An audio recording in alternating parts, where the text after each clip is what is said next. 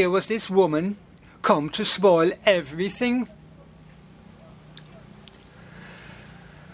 But being what some would deem a typical man, Nigel Nickleby, the director, had of course failed to alert his team not just to the imminent arrival of Ms. von Strudel, but to the fact that she would actually be staying with them at Manta Ray Bay Resort, the Technode, for the coming weeks. It was, though, generally agreed that they all had a somewhat more urgent matter to worry about.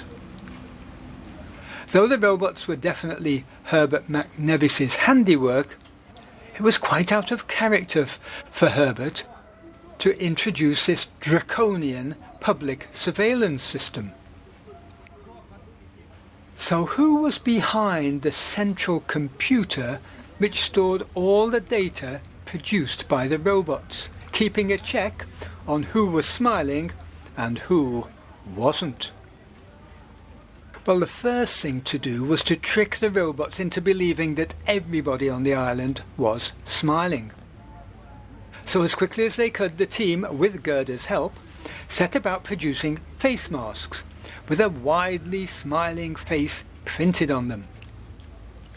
These were distributed to anyone who would wear them, with a hurried explanation of what was happening.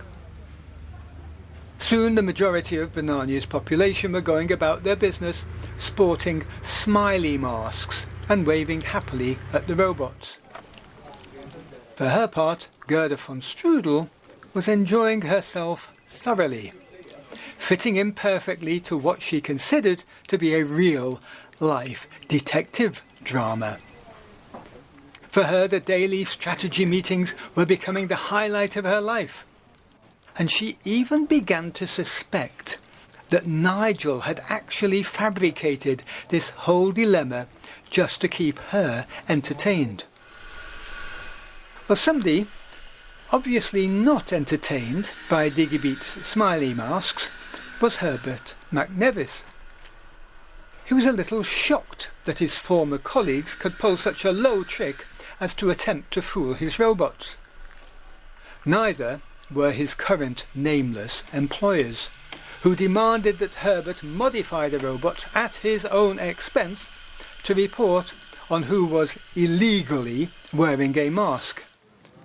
Interestingly, even the head of police, Chief Superintendent Witherspoon, and the Honourable Sir Archibald Berkeley, the Prime Minister, were also on the list of people who smiled, or didn't smile, which gave an added twist to the conundrum.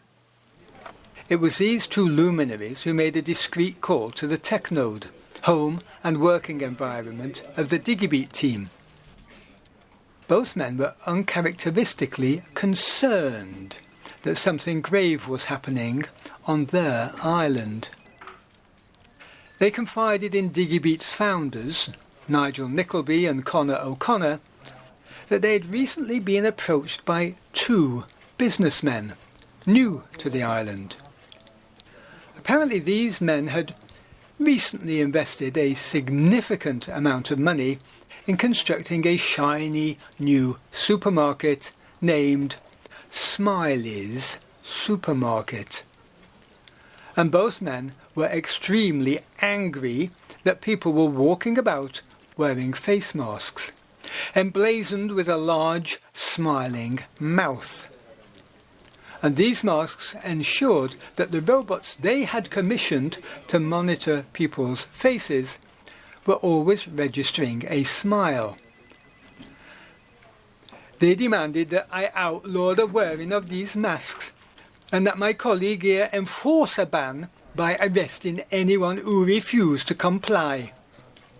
But gentlemen, this is Banania. We can't possibly go about arresting people for wearing what they want. The whole island would be behind bars, including us. Well, further investigations revealed that within a few days, the notice boards were to be changed to announce that people who had consistently smiled for 5 days or more would become eligible to a 50% discount on all products throughout the whole supermarket for a whole day. And those at the bottom of the list would simply be refused entrance. Hence the concern about the smiling masks. It would be diplomatically difficult to refuse their requests about the banning of the masks, but seeing as it appeared that the masks were Digibeat's idea, if they were to politely suggest that folks stop wearing masks, could the company do something to help, perhaps? Gerda von Strudel, who, along with the rest of the Digibeat team, now had a slightly painful ear after pressing it to the wall for such a long time, surprised the others with what they consider was a rather radical idea. For a German food developer, that was. And so, Operation Grimace was launched.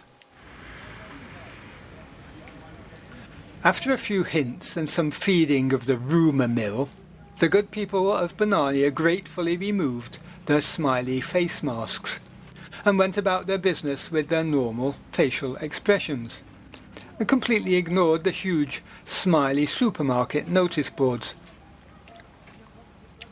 Well, everything seemed normal for some days, with a few people hovering slightly higher up the smiley chart than others, but the majority were somewhere in the upper middle.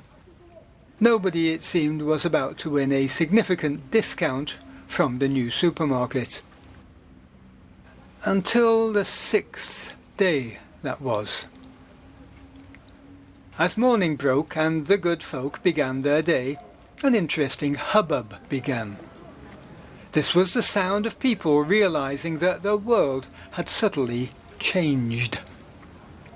A small crowd began to gather in front of Smiley's notice board, which then grew into a somewhat larger crowd, which then began to depart en masse in the direction of said supermarket. A near-festival atmosphere overtook the growing assembly as they all crowded into Smiley's supermarket, all to demand their 50% discount on everything. Rushing outside, the two still unnamed businessmen were horrified to discover that their system showed that the whole population were registered as having smiled seriously and consistently for the past 5 days, and there was nothing they could do about it. This could be an expensive and very short-lived enterprise. Meanwhile, Gerda von Strudel was still basking in the fact that not only had the Digibeat team listened to her wild suggestion to hack into the Smiley network, but they had actually put it into action, which was something that didn't often happen to Gerda. Maybe moving Ubersnack to Banania was going to be more interesting than she had expected.